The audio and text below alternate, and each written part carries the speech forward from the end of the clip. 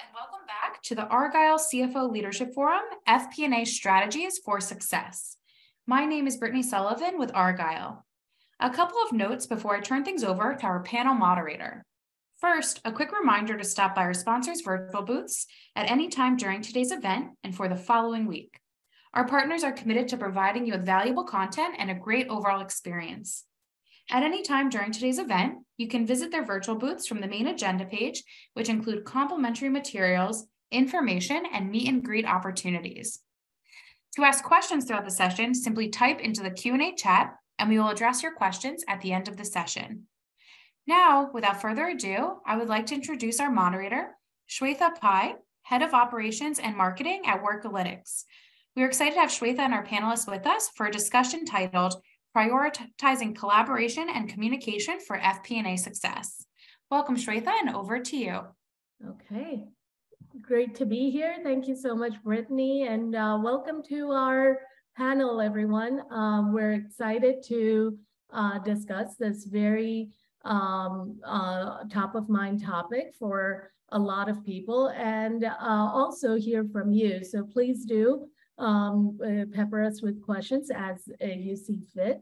We'd love to hear from you and see if we can answer some questions from our own experience. So firstly, I'd like to introduce everybody on our panel very quickly. And as an introduction for myself, I've been in FP&A for 20 years, and recently I joined Workalytics, which is a startup that's focused on collaboration data and data analytics.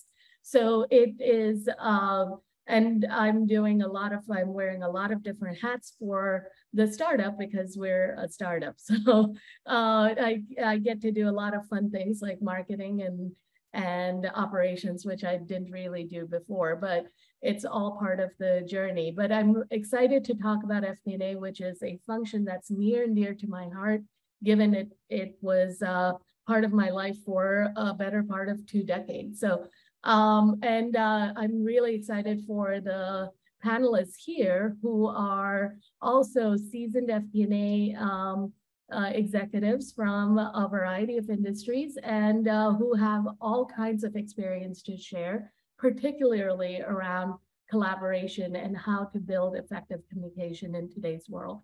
So let me start off with I'm just going to go around my screen as I see it. So first on my screen is Ross, and then it's Carolina. So let me cut over to Ross first to introduce yourself. Hi, everyone. My name is Ross Sanderson. I'm currently the VP of FP&A at Canary Medical.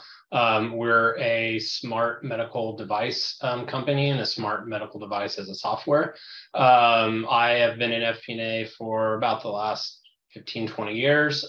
Most of my focus in the last few years has been in venture-backed, PE-backed organizations in healthcare services, non-medical home care, and now in medical devices. Prior to that, I had worked for McKesson, a Fortune 5 organization, multinational, international, for a number of years. So, really kind of able to talk to FP&A from both a larger, larger organization, as well as how FP&A can really drive strategy at smaller organizations.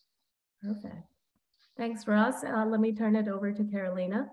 Yes, hi, everybody. Thank you for the invite. Thank you for having us. My name is Carolina Veira, connecting from Miami. Currently, I'm the Director of Strategic Partnerships at CareMax.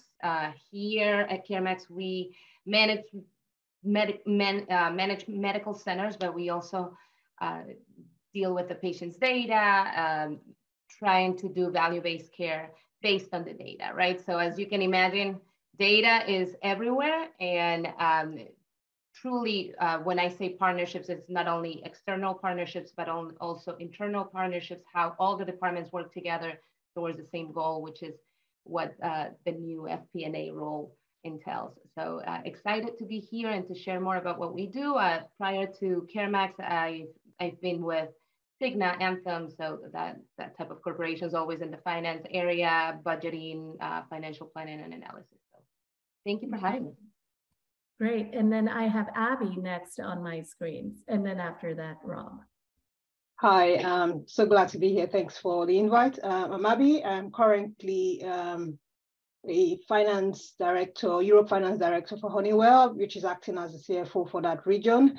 And prior to that, I've worked across different industries, from the FCMGs to pharmaceuticals, CROs, and also across different sectors, so both public, private, housing, academia, and also the public industry. So I cut across a various range of industry, and I'm hoping that I'll be able to bring what I have learned through those industries. And in doing the job, most of my lifetime, over 2 decades in finance, I've always done FP&A and finance transformation to make sure that I can give the company the best use of data. So I'm excited to share and learn from also the seasoned panelists that I have with me on as well.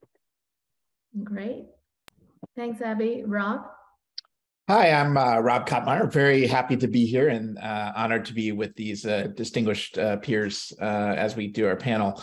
I lead the FP&A function at Nubank, which is a fintech in Latin America, specifically in Brazil, Colombia, and Mexico. I have been in financial services for 25 years, working at both large banks and small startups and a bit in between in the fintech space. But I'm relatively new to the FP&A space. I've only been in the finance area for the past year, spent most of my career on the business analytics and general management side in financial services. So have been bridging the gap between been a customer of FP&A for much of my career, but now get to sit on the other side of the table and am greatly enjoying fostering and developing communication and collaboration with our partners as we go to that. So hopefully that will be useful as we go through the panel here today. Great. Thank you.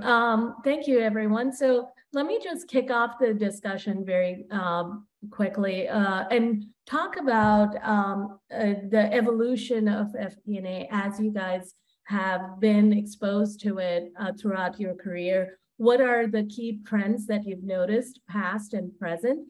So to kick us off, let me just go with Ross first, and then I'll go to Abby, and then we'll see, you know, from there, we'll take the discussion on. But Ross, do you want to talk about kind of some of the trends that you've seen? Yeah, I mean, I think one of the overarching themes that you see, especially, you know, kind of as you work downstream, I think into smaller companies, but it's really where FP&A has morphed into, you know, really a, you know, operationally focused department, as well as a, you know, a department that is, you know, focused as well as on helping your business partners deliver on, you know, strategy. So, you know, I think in the past, historically, when people thought of FP&A, you know, they really thought of financial reporting, right? So, you know, you're the person that managed the budgets, you're kicking out Excel spreadsheets, you're analyzing like historical data. But what was missing in that was really, you know, being able to take a step back and think prospectively and say, okay, well, you know, here are the trends that I'm seeing. Like, how is that going to impact my business partner? How can I bring insights to my business partner to help them manage their departments? And then given that FP&A, you know, one of the, I think, fun things and unique things about FP&A is that, you know, you're privy to a lot of the business and organization and strategy. So you're kind of one of the people that is like trying to help connect those dots between everybody else, right? Lots of folks and departments work in silos, and, you know, your job is to really start, you know, being that glue and that person that can take a step back and make sure that everybody's aligned on delivering those strategic goals. And so, you know, I think that focus on, you know, shifting to like really thinking about things operationally and then being that driver of strategy is one of the things that I've really seen changed, as well as, you know, business partners, you know, leadership, you know, wanting to lean on those financial organizations to provide those level of insights. Yeah, definitely. I mean, I think that's a key trend. I mean, we've seen that in even the analysis around a lot of the strategy around finance, is that it has gone from being just reporting and doing dashboards and balanced scorecard when I first started, right? In the 90s and early 2000s to now much more strategic. Abby, do you have any kind of insight on evolution? What have you seen? How has FP&A evolved for you? Yeah, I think for me, it started off tactically as FP&A doing just the tactical aspect of finance. And then we started moving into the more strategic role. And I think as we started to develop the 4 pillars of FP&A, which is the financial planning and the analysis element, each one of them was growing in their own space of time. And then COVID hit. And COVID for me was really the turning point of what people were thinking of doing, but didn't have the time to do it. And that's where the analytics and the data appreciation started becoming more alive and bringing it far ahead of our plans and structure. So as Ross said, it's really a time where we can actually glue the dots and see that we are much more than a financial accountant, a management accountant, a controller, all rolled into one, into now moving into the business partnering side of it and elevating what that means for us. I see finance FP&A sitting more on the strategic table because we see not just the short-term plan, but also the long-term strategy and how we collaborate and how we get to put those elements is much more than just the forecasting or the balance scorecard, like you mentioned years ago, but what does it say to drive performance? So for me, the evolution of it being from tactical and strategic, but I think COVID was quite pivotal in terms of making the change, but also talent. When I started, various roles and people I've worked with have changed. I've seen it move from just strong accountants or just auditors to data analysts within the team. So that too was also a change that has happened. So when we talk about FP&A, it's where are we going in terms of the past and where we're coming from. Like Rob said, it was mostly Excel spreadsheet and moving on, but now there's so much, there's a plethora of softwares and systems that can help us do the data crunching so that we can go and do the value add. For me, the more interesting element, the talking to the business, the connecting the dots, the golden thread, the bigger picture, making sure it all aligns, that for me is where I think it has really changed, where we are not just the computer geek before because we're so good in Excel, but much more now we are the forward-facing people within finance and the one maybe the operational team wants to talk to the team. Yeah, absolutely. Carolina, I would love to hear from you, given all the work you've done. What have you seen with the evolution?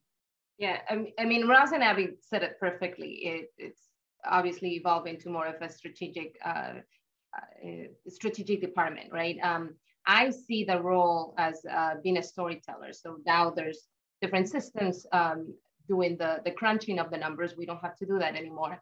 But now with that information, what are we doing? How are we aligning to the goals? And not only the finance goals, but the operational goals. I've seen more FP&A people just rolling up their sleeves and really having those conversations with the different departments and understanding what they're looking for. Obviously, there's always a revenue generation component that we're all after, but also how to make this function more sustainable, right? And in my case, we're also incorporating sustainability practices. We're also incorporating circularity into the strategy that we're developing.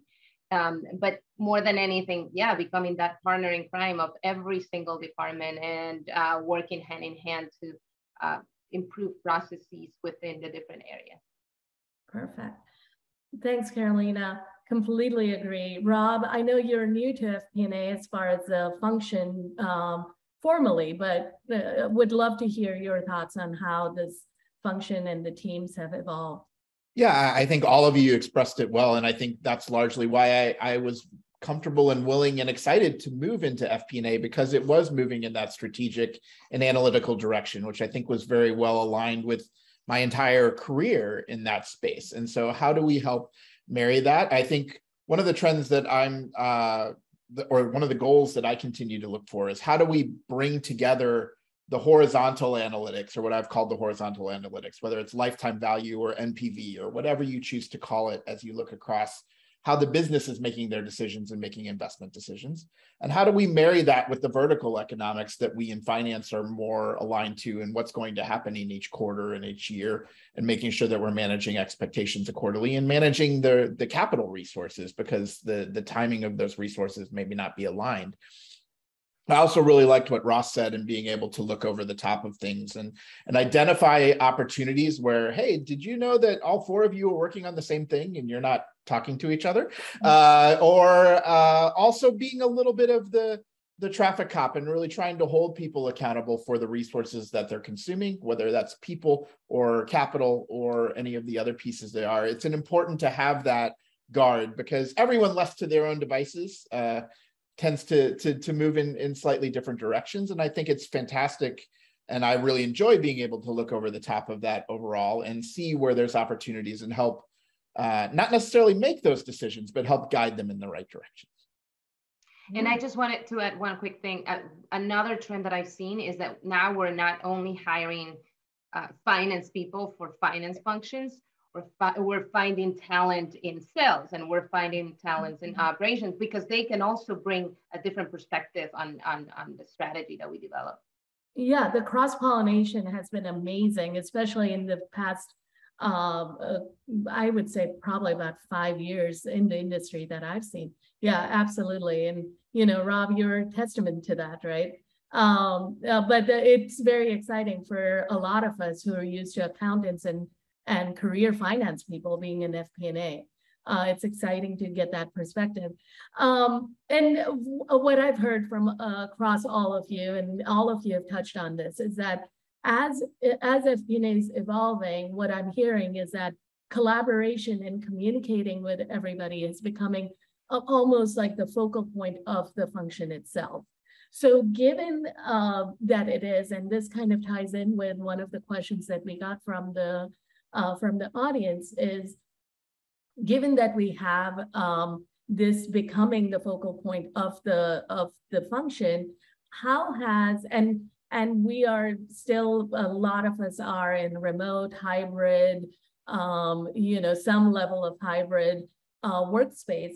How has that changed, and what have you guys found to be best practices in managing this communication and collaboration in this very fluid space where we work doesn't seem to matter as much anymore? So how have you guys managed that? I know, Abby, I see that you're off mute, so let me just turn it over to you first, and then, you know, I'll turn it over to others as they want to jump in. Yeah, I think the remote working and collaboration, like I said, COVID actually brought it up front.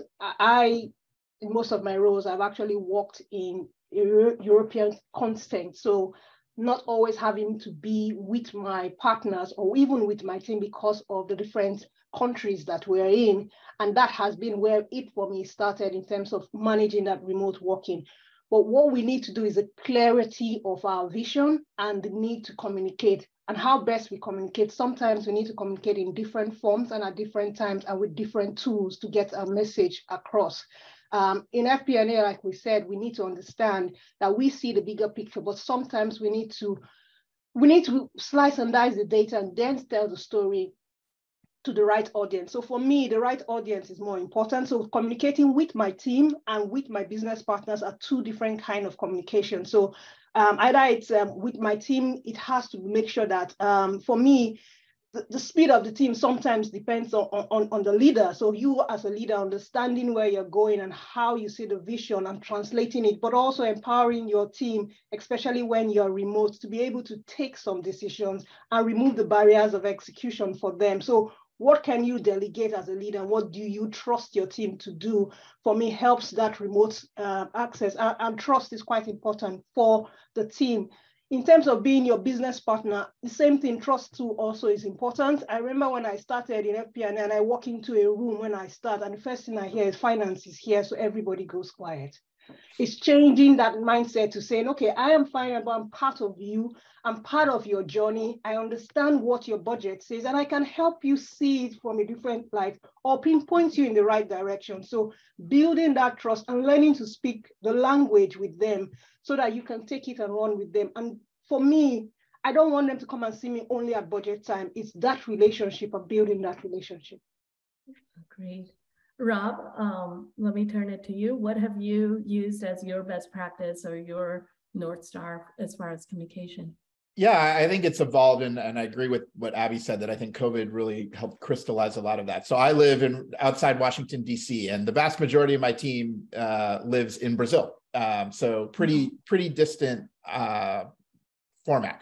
I do have the opportunity to go down there about once every 8 weeks. We've kind of adopted a bit of a hybrid, so we try to bring everybody together, which I think is really nice to help build the relationships and more from the personal side. I don't know that we actually get more work done during that week, but I think it's actually quite critical that we have those personal understanding and get to know the people that we're working with. And Right. So I like having that balance.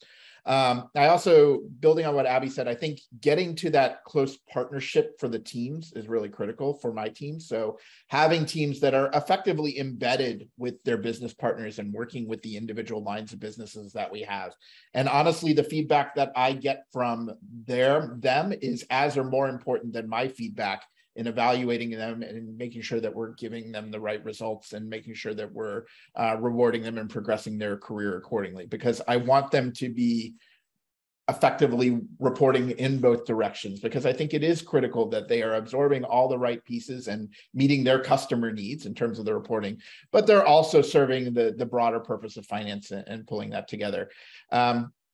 I think we have had to evolve in terms of rituals and technology and pieces like that, and even switching from most of my career, I've been used to managing on email. Nubank is a very Slack-dominated company. In fact, I almost never check my email, which was hard for Argyle because they're communicating through email. So it's a different piece. I as a manager, I love being able to walk around the floor and just talk to people and see what's going on, and that capability is not as available anymore. But you build new ways to check in with people and making sure that the one-on-ones are still a critical piece, and you're listening and hearing to what people have to say, both for within my team, but also with my customers, and making sure that we're checking in with the managers of the areas and making sure that they're getting the services that they need. Great. Carolina, I see you wanted to jump in, so let me turn it to you. Yeah, it's interesting, but I've had these conversations with other FP&A professionals, and one of the questions was, how do I make sure that my team is doing the work, right? And I remember telling them, well, you have to trust they're doing their work. That's what you did when you were inside, you were in the building, and same thing with the remote work. I agree with Rob. I mean, there's opportunities even to build that hybrid schedule. It doesn't need to be every day, every week. You can every month, every 2 months, you can get together and make it meaningful. People are looking to connect as well. So that opportunity we can't miss.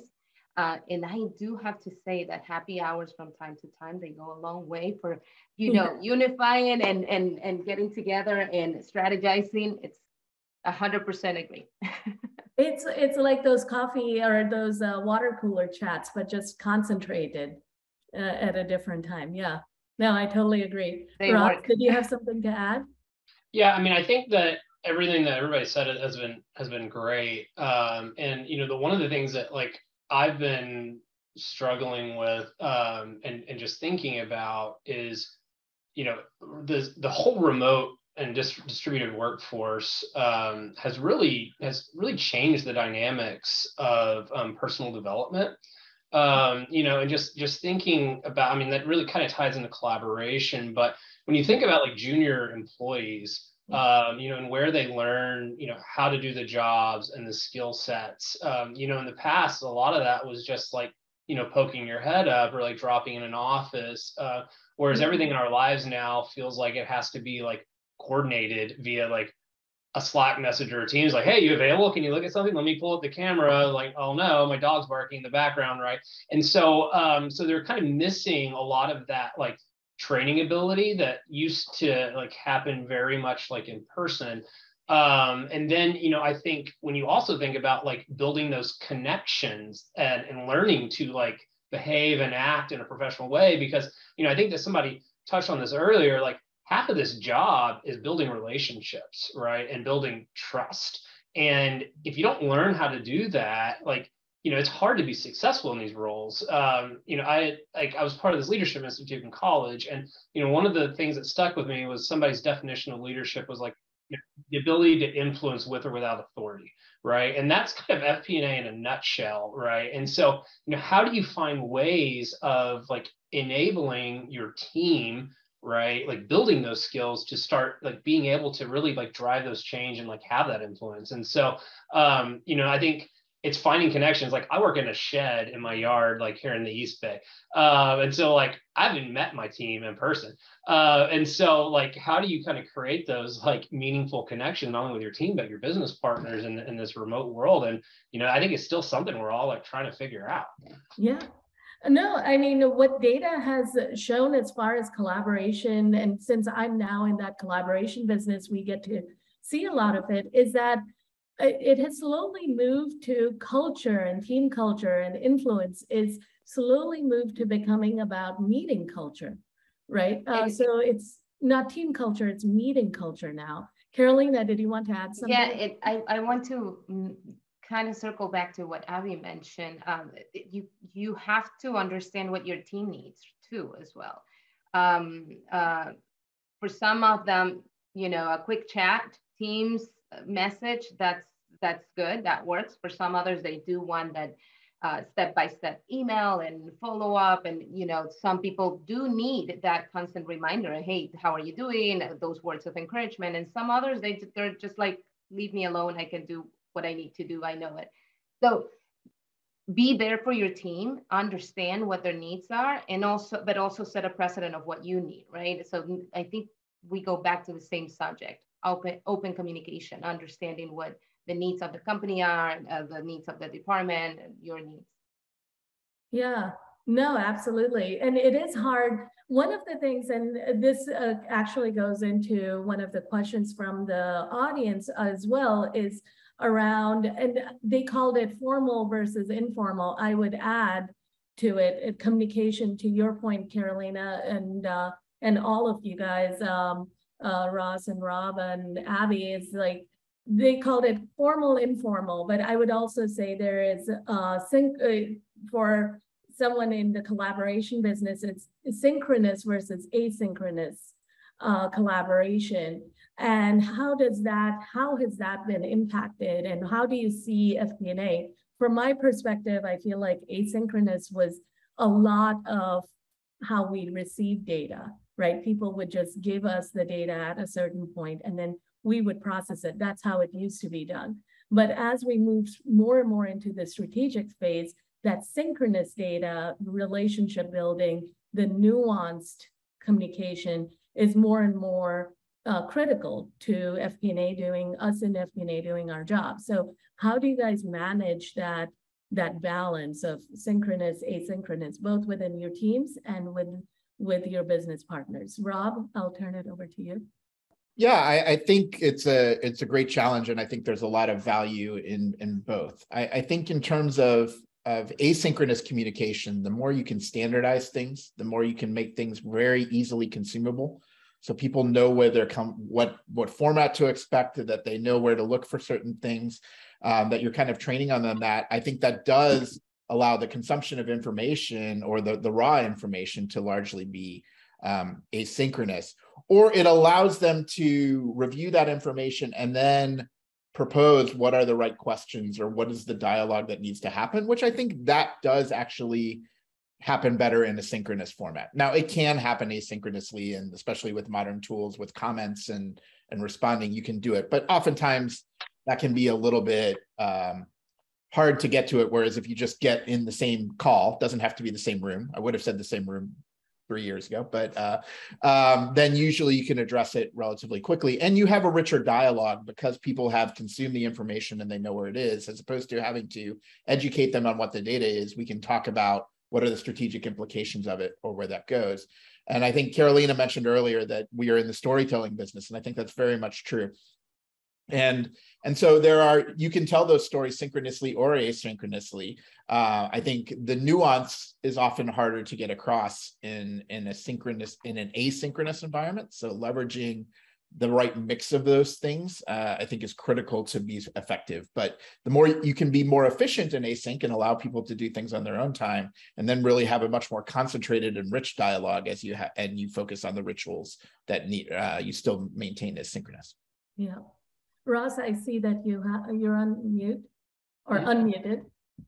Yeah, I think the interesting thing about being an FP&A is like communication is not a one size fits all thing, right?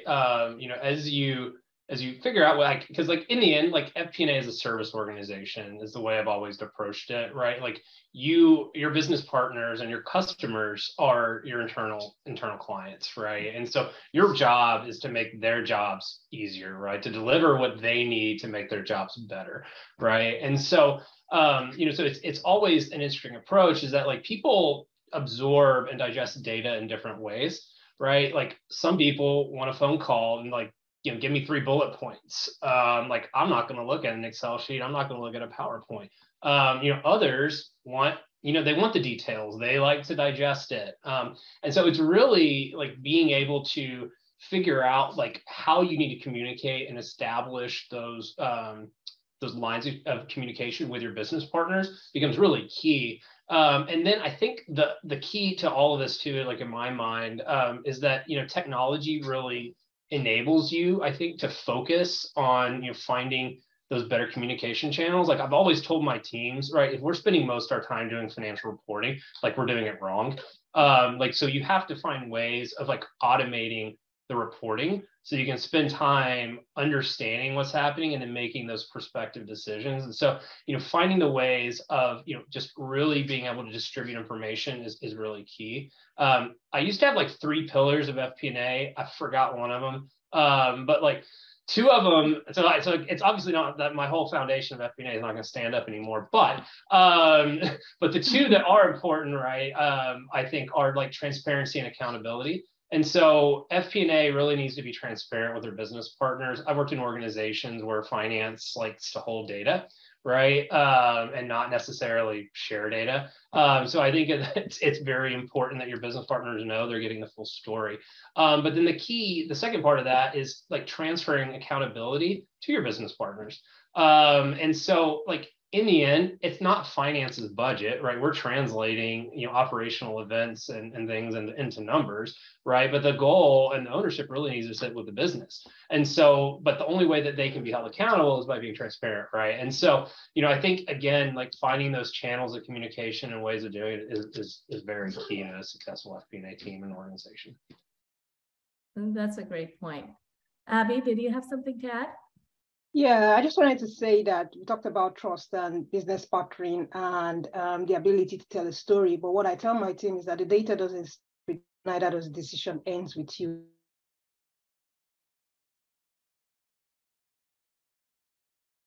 Abby, Sorry? We lost you. So could you repeat what you just said? Which one? No. I think what I tell my team is that the data doesn't start with you, neither does the decision end with you. Our job is to influence, and our ability to influence is actually understanding your business partner, what they want to be able to solve a problem or help their pain. If we're spending so much of our time doing data crunching and just trying to get a number out without understanding the impact of that number, then we've not done half of what our job is supposed to be. Our job is to help extend that decision, but also give that level of transparency and also a decision in the end, which you don't even own or which might not even affect you, but it might make the business better. And that's where trust comes in, because you stand as a partner to their success and also be there when they fail. So you share both. So for me, it's understanding what the business needs, and that's being there to actually spend the time, get to know them, and how you communicate depends on your understanding of your business partner. Some want it formal, like Ross said, some want it maybe informal, but how do you know that if you don't spend the time? So invest time with them because it pays dividends. Then you can go and do your data crunching because you know how to package your data and deliver your message. Yeah, that actually goes in really perfectly with the next question that one of the questions that we had with the audience, which is around how do you influence, how do you convince people, and how do you actually, especially because, Abby, you were mentioning a lot of our roles are around around not just answering and solving problems, but it's also helping them see their vision, right? Because we're one of the few functions that can actually see the strategic plan, and when we actually tie it back down to, hey, not only what do you need to do for, you know, any of your budgeting, but also what does this mean for the forecast? So we see all the long-term, medium-term, and immediate kind of impact, and we can actually help them see that. But how do you actually influence, and what are the different strategies people have used to help people see a different way and help them change their path? Carolina, let me start with you on that. What are some of the strategies you've used to actually influence and change people's ideas and thoughts? You know, it's interesting. I've had, it's taken a lot of work. I'm not gonna lie. I mean, sometimes you believe something so much in something that you have to do it with the little resources that you're given or no resources at all and make things happen. But once the results are there, that's when people start believing, right? I do believe that by doing, people, it's kind of like your passion is contagious and what you do. So that's when people follow. That's how when you truly influence. And like you mentioned, somebody mentioned, I think it was Ross or Rob. It's leadership is about influencing people, and sometimes it's not the title. Sometimes it's not how much you make. It's none of that, right? It's more about how you do it. What impact are you creating on the other departments, on the work that they're producing, on the results that they're producing. So I must say, sometimes it takes you doing it, you having the vision, you implementing, strategizing, and then other people will see the results and then they will follow. But also it's a lot of, I believe in passion and believe in loving what you do and in impacting others. So that would be and I would argue this is also a good way to build that trust and acceptance that people, so that people can actually change the idea of who you are, so that FP&A isn't seen as much of a taskmaster, right? Abby, let me go to Ross first. I think he had it unmuted first, and then I'll go to Abby. Ross, did you have something to add? Yeah, so, you know, I think Abby had touched on this earlier, right? The way to like influence people is to really like, is to create connections, right? And, you know, the things that like, I mean, I know like I waste way too much time on calls. Like I have to like set a timer on my watch for like small talk. But like small talk is like what creates connections, right? So like people kind of seeing you like as a person beyond just like a face on a screen or the no guy in finance, right? I think is very key. And so, you know, like small talk is like something that's like very good and very key. And like, you know, and a lot of times it's also just like being able to listen, right? Like asking people about their jobs and what's key. And, you know, because like, I'm working in a very R&D heavy space now. Like I have no idea what these guys are talking about. Like 5 sentences in, I'm just like, you know, nodding my head. But, you know, it shows that I'm interested and that like I know I'm going to pick something up, like, and so we can build on that. But like having some of that like technical experience and skill set beyond just like the finance is like, it makes you a better finance person. It creates like those more established connections. And then like, this is going to sound like silly, but like my other technique is like, I play dumb a lot of times, right? Is like, I already know the answer. I know where we need to get, like, but then I was going to call and be like, I don't understand this. Like, how do we, like, what are we doing? Like, can you guys explain this to me? And then like, once they start kind of explaining it, they're like, oh yeah, that's kind of, yeah, you might be right there. And, you know, and so it's really like, you're helping influence them to like help them make the decisions. You're not kind of like forcing a decision on them. So, you know, those are just some of the skills and things that like I've done over time, especially like in tech startups where like a lot of times you don't have like you're not speaking the same language. Is like, it's a pretty good skill set to work on and to have. Yeah, it's like that concept of be interested, not interesting, so that people open up to you. Abby, let me turn it over to you with any additional thoughts. Yeah, I think for me, I've changed role in the heat of COVID. So you can imagine starting a new job on Teams. I don't think I would wish it on anybody ever, but I did it twice. 2 years within COVID, I changed job twice. So you can imagine having to do it all over again. But one thing I know, and because I've done some finance transformation, is find the small wins, the easy wins for them. That thing that had actually made it so painful for them, and solve it for them. That kind of gives you some level of trust and for them to come back to you. I like what Ross said about being the stupid one in the room and asking the stupid question, because sometimes somebody else wants to know the answer, but it's not, maybe not brave enough. And you know, in finance, we have our acronyms. God, I want to start an acronym game, a board game that's actually named the 3-letter acronyms and what it means to you. But it's just asking the right question to get the right information and to run in the right direction, because sometimes the pain is not, they're talking about the symptom of the pain, but not the root cause. And then you're trying to solve a symptom when we've not talked about the root cause. So digging deep into to actually listen to what they're trying to say and try and put it in a bigger picture so that you solve the root cause. Try and lift barriers or clear their path as much as possible. You might not solve the answer, but you can point them to a direction. One thing I tend to do, since I've worked in a Japanese company, is the Gemba, doing the work. And one thing I like to say is bring your Excel spreadsheet. Let me help you solve it. Let me help you automate it. And then I get to see a little bit more of what they are doing. So I then become the go-to person for their Excel, that which nobody else is supposed to see. And then I say, can I take that? Can I make it more? Can I even move it to a data visualization tool? And that's the transition. So when you're not talking accruals, or you're not talking about month end, but you're talking about that was your problem last month and why you didn't miss it and how you can help them do it, it's a different conversation. And then I learned something new because it's operational. It's not something I've heard before. And it makes me excited about when they talk about their budget, I can say, but you said this, and actually bring it back to them as to what it means. So small wheels, please act stupid and ask the right questions. Yeah.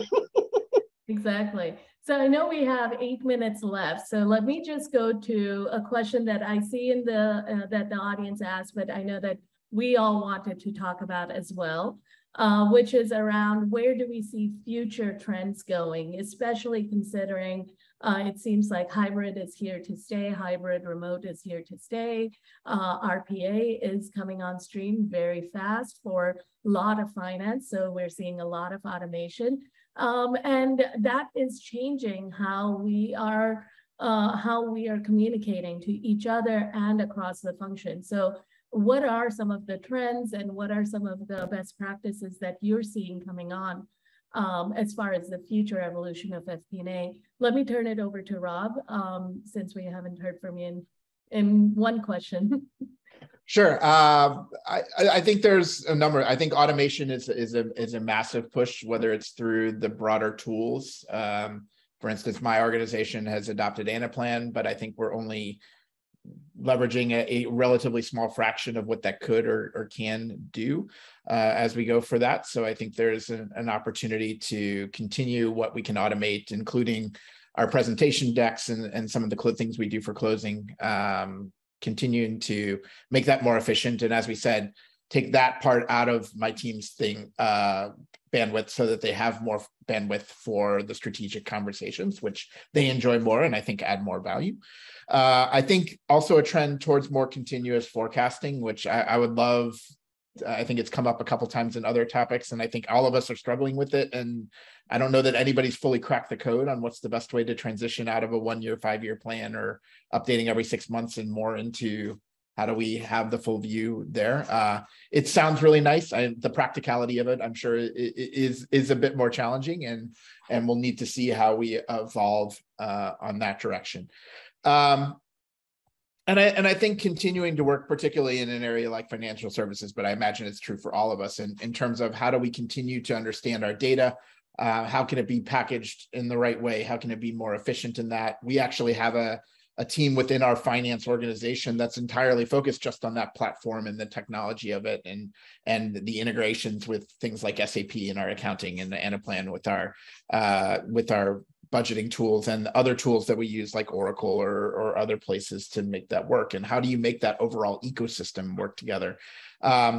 Those trends are not going away. I don't think any of us have fully had the push a button and the forecast comes out yet.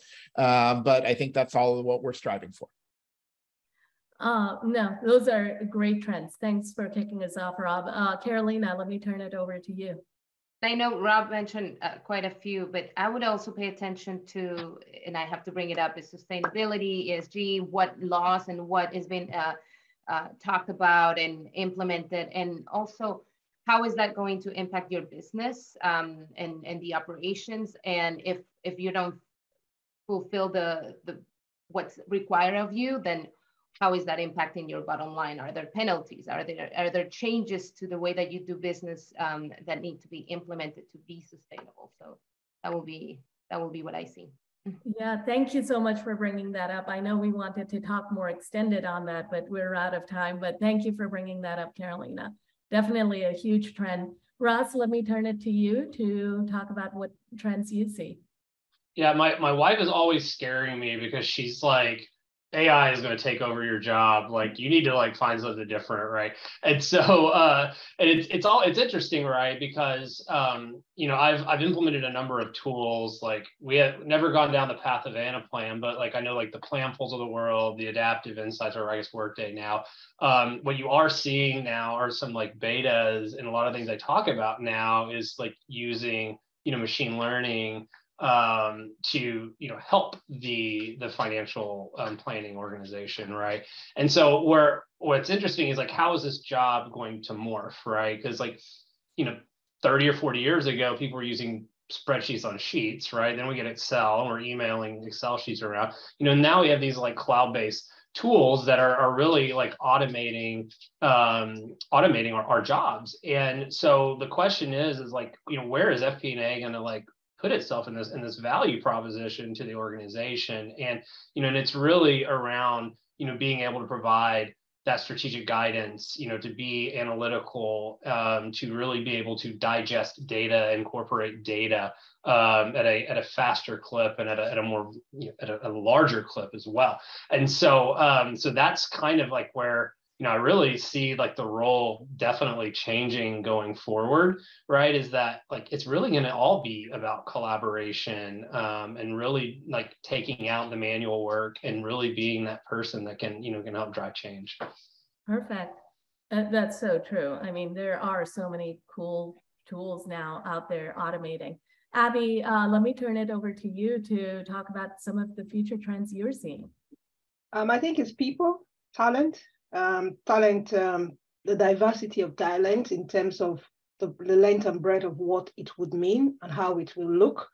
So one thing I would say, one thing I tell my team is, if you don't like change, you will not like what obsolete looks like. So try and make sure you're following the trend. You know what that trend is. It from the IT trend to the sustainability changes and compliance. We need the people to enable and extend technology. So Rob, don't worry, your job is not out. If we can extend that, because without the people, technology in itself is not really an enabler on its own. It needs the ability to take it forward. And people, like you said, FP&A has been evolving in years, and people is the one that makes the difference. So be in the know, upgrade your skills, be nosy enough to know what's happening out there, because it's in your business partner that the next big thing might just come up and you might be the first person to hear. Yeah, and we have to make that upskilling and technology integration a priority for all of our people. That's great. I know we're just about at time. So does anybody have, we have about less than a minute left. Does anybody have any last closing thoughts that they wanted to end with? We had some great questions, by the way. The audience was wonderful. They asked about Black Swan events impacting forecasting. I think that's a really long conversation, but what a great question. I would love to have dug into that, especially with a seasoned team like this. I don't think we have time. And then another question that we got was around around how do we do FP&A for a very small team. And I think these are both really fundamental questions to ask, and are also around, just how do you upskill? How do you address that with your team? And how do you help them get more comfortable with all the technology that's coming in?